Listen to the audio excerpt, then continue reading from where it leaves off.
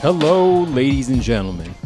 It's been a few weeks, right? I was thinking about the podcast, and I'm like, oh, I need to do an episode. It's been a few weeks, which I'm trying to do a weekly thing, but things come up, and honestly, doing that dieting podcast it's just a lot of information, and giving you guys time to digest.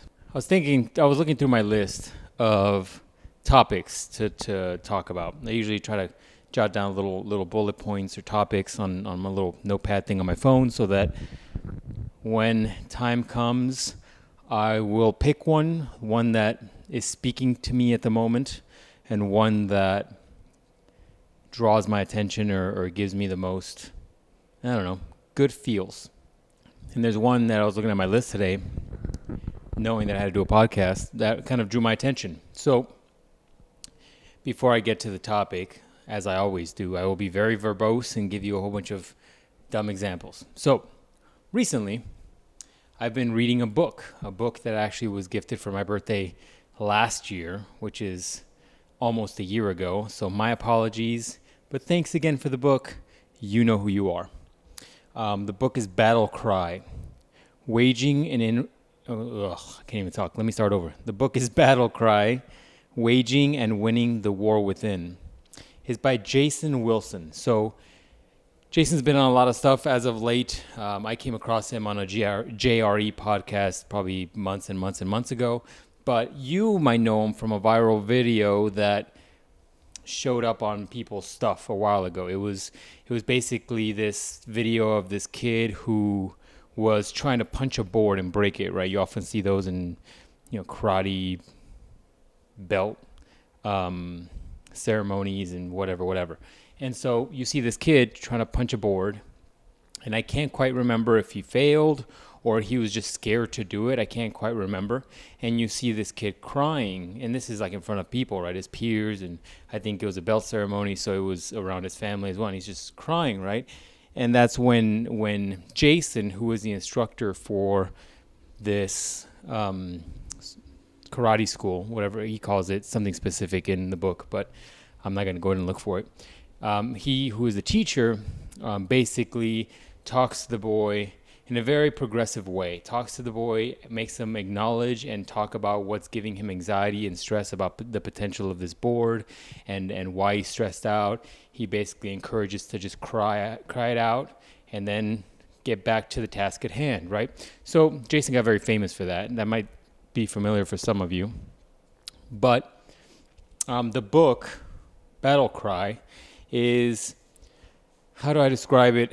It's almost like it's a book where he's trying to basically make the reader reassess the choices through dealing with the trauma that you've built up over the past. It's very focused around probably more males than women, but it probably benefit people who are dealing with some sort of trauma that's built up or undealt with for many, many years.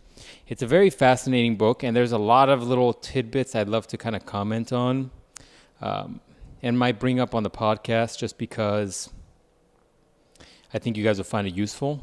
There are one or two specific things that I think I found incredibly useful. And it's a good read. I highly suggest that you read this book. I think this is his second book.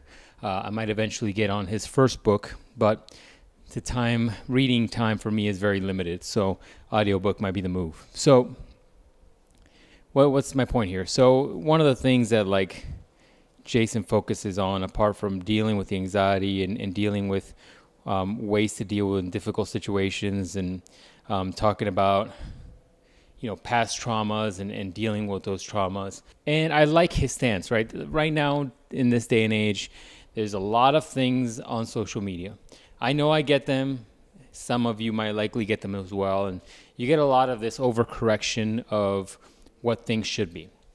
And now we see another overcorrection, another group of people coming through where you have men kind of in a way overcorrecting as well, because now it's this overcorrection and backlash to the female feminist movement. It's these men that are, coming a little too aggressive in terms of how they feel like other men should live. This mindset of like the alpha. And we can get into that topic, and I'd love to get into that topic at a later date, but this overcorrection is all revolving on specific people. And, Andrew Tate is one of the most famous. And look, I don't know the guy. I don't follow that guy around. I've seen some of his clips that are intended to be a little bit more motivational. And with some of those I can agree with, but I don't know the guy well enough, and I don't know what these taboo things are that he's been doing that really people are not happy about. I don't personally feel like the Andrew Tate way is the way to go. If I had a son, and I had to pick a way that I would try to raise my child, Jason's way is the way. And I'm going to tell you why it's the way.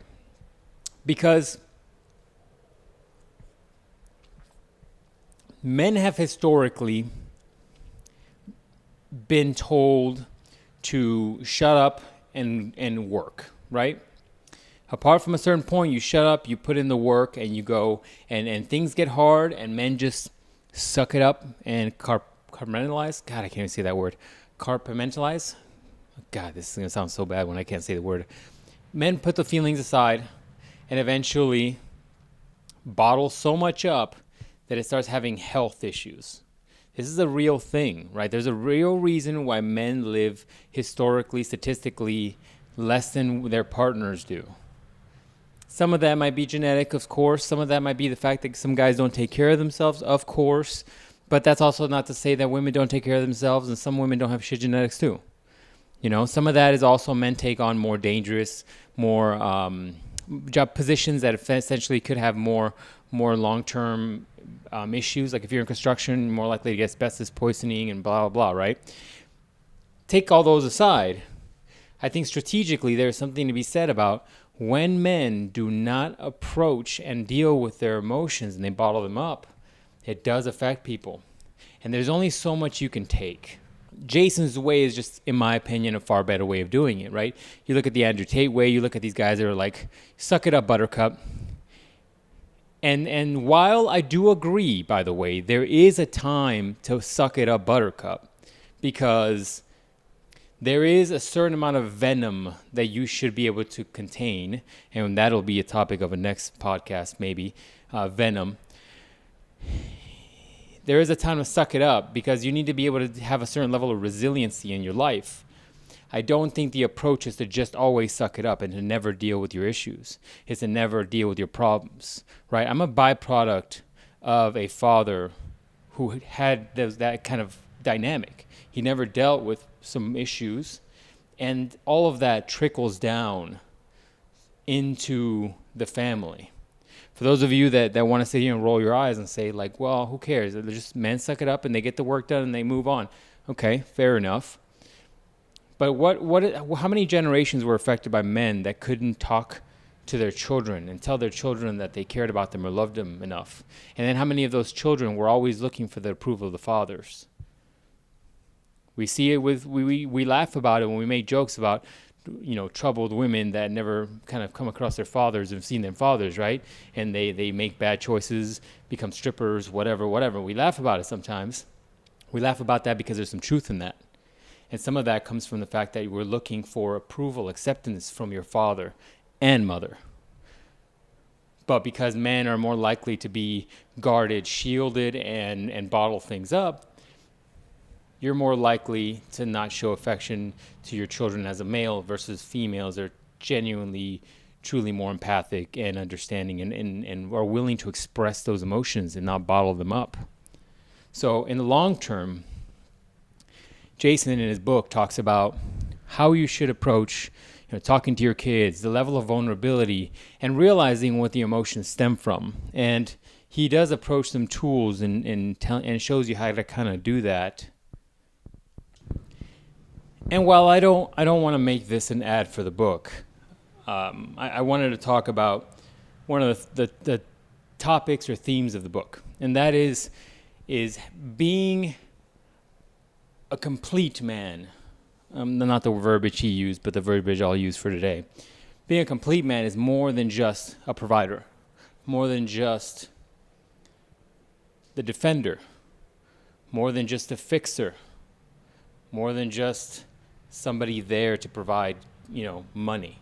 It's more than that. The way he defines it in the book is very well done, where he talks about as a complete male, you need to be able to do all of these things. And you need to also have the balance and be able to be vulnerable with your children and vulnerable with your spouse, and be willing to talk about the things that you need or want out of life and the things that you're upset and need to voice those things. Easier said than done. Maybe easier for the newer generation, harder for the older generation. But I think in some respects he has a point. And it's actually one of the topics I had written down. I'm multitasking here, guys. It's one of the topics I had written on my little notepad thing on my phone. And it's talking primarily about the idea that depending on the generation that you grew up in, you have a view of what a man is, right? Some of that is dictated by the how you grew up, your father and how he treated you. So if your father was good and he was around and he loved you and he cared about you, you're more likely to want to be a father like him.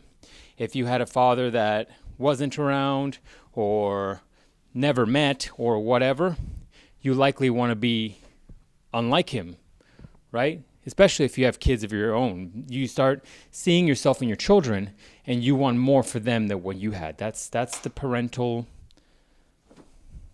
goal, right? So the point and topic I wanted to have with you today, and what honestly I'll leave you with, because I am trying to have shorter podcasts, is that especially for those of you that are men, I know for you that are women are probably not super in tune with this podcast, but look, some of you have boyfriends, some of you has husbands, and if you have a boyfriend, you likely want a more mature man. If you're, we could talk about dating in another podcast, but you want a man that's going to fill the things that you need out of life, but also you want somebody who's going to be the highest level of balance that you can achieve. And if you're a wife, you know what you want, because especially if you have kids, you want somebody that isn't just the breadwinner. You need more out of that. Your kids need more out of that. So the way I phrased it in my little notepad thing here was essentially just saying warrior, father, son, poet, employee, and everything in between. Right? You as a male need to, and I'm speaking to the males here, but also speaking to the females, for the males. You as a male need to realize that you need to become more than just the one thing. You need to become more than just a man that lives on primal instincts and decides to do the simple thing in life. Is to live off of your desire at that moment, whether it's eating, whether it's going out, whether it's having fun. You need to think introspectively. You need to focus on your weaknesses while also focus on your strengths. Become stronger in your strengths and fix your weaknesses to an acceptable manner, right? Or maybe even make them your new strength. You need to be able to be everything. And in a situation where we have less and less time, that becomes difficult. But if you're looking to do the best for your kids, you want everything, right? In my analogy here, I use the analogy of being the warrior. You want to be able to protect your family. You want to be able to protect your partner. You want to be able to make them feel like you're the rock. You want to make them feel like they're safe around you. You want to make them feel like you're dependable if something was to happen. If for those of you that are fathers or want to be fathers, you have to start becoming this version of what you would want a father to be for your children. Whether it's the version of your father you grew up with, an improved version of that, or just a whole new version because you didn't have a great father. Son, you are still somebody's son, so you should still continue to try to strive to be a better son, the best son you can be. Poet, what I mean by poet is the idea of trying to be somebody who is also creative. And you don't have to be good at it, you don't have to be a freaking artist, but you have to find a way to have an outlet, a way to express yourself, a way to give you peace between the warrior, right? You have to be the yin and the yang. You can't just be the alpha male who walks around and is going to try to be the baddest guy in the room, because you're never going to be the baddest guy in the room. There is always somebody better. Okay, you want to pretend like you're this big tough guy, right? Until you enter a room with a guy who is a trained fighter. You're not going to beat that guy. And unless you've dedicated yourself to a lifetime of being a fighter, you're never going to be the toughest guy in the room. And then if you have done that and you find yourself in the business arena, you've already lost all of that. Does that make sense? If you're never going to be the hammer in every situation in life. Everybody wants to be the hammer. Yeah, it's a pretty situation to be in. But let's say you committed your whole life to business and you're multimillionaire. Okay, well then when you go to a bar and you piss off the wrong guy, the playing field is level, or even at your disadvantage. The same could be true all the other way around. If you committed your whole life to be a fighter, with boxer, or whatever you want to say, Muay Thai, whatever, right? Well, the moment you get into the business field, you're at a disadvantage. So don't always expect to be the warrior or the hammer, whatever you want to call it. But at the same time, be the other side of that coin. Have the balance of being the poet who can do more than just be a hammer. Because you don't want to be a hammer around small children. And the rest are fairly simple, right? The employee, everybody knows that you have to be able to bring a certain livelihood if you're looking to have a family or a partner. You have to be able to feel like you're not a burden on them because they're paying for everything, or even be equals in a sense where if you have mortgages and you share a mortgage or payments on something, you want to be able to provide. That's a base instinct that men are really good at doing, because ultimately it's in our DNA, right? It's the ability to go hunting and bring food back so you can feel like you did it. You are the one that was the best male, I suppose, to bring back food and provide nourishment for the tribe. And I'll leave you one last thing, and this is why all of this is very, very difficult. What I've asked all of you to do, or talked about doing, right? Being all of these things. It's difficult already being all of those things. That's already difficult. I'm asking of you a tremendous amount. But it's even more difficult to switch between the roles and to know when to be a specific role, right? Because it's not always clear. If you decide you're going to be a businessman and you find yourself in a warrior position where you need to be the warrior, you need to be able to assess the situation, feel out the room, realize what's going on. If you're a warrior and you're back home with your newborn baby and you're trying to hold your baby, you shouldn't be the hammer. You shouldn't be the warrior. You need to be the poet. You need to be the more gentle person. You need to be the more empathic person. Knowing who to be at what time and to adapt yourself to those situations is almost as equally as important as being all of those things.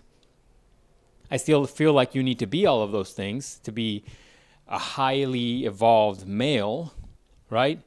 But switching between them is also a very critical skill. So I'm going to give you guys some homework.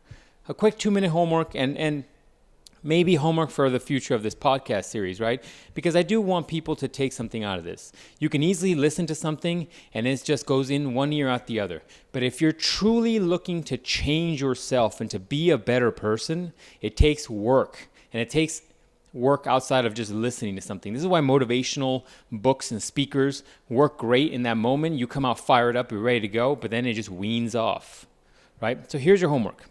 Take a little notepad, get a little pen, pencil, whatever you're into, and write down weaknesses and strengths. Where are you weak? Where are you strong? Are you a strong warrior, a strong, provider, but a shitty poet and a shitty, whatever? Like, write these down and then really decide. Like, I only have a certain amount of time in the day. I have real responsibilities. I have a job, but this coming months, these coming years, I'd like to be a better poet.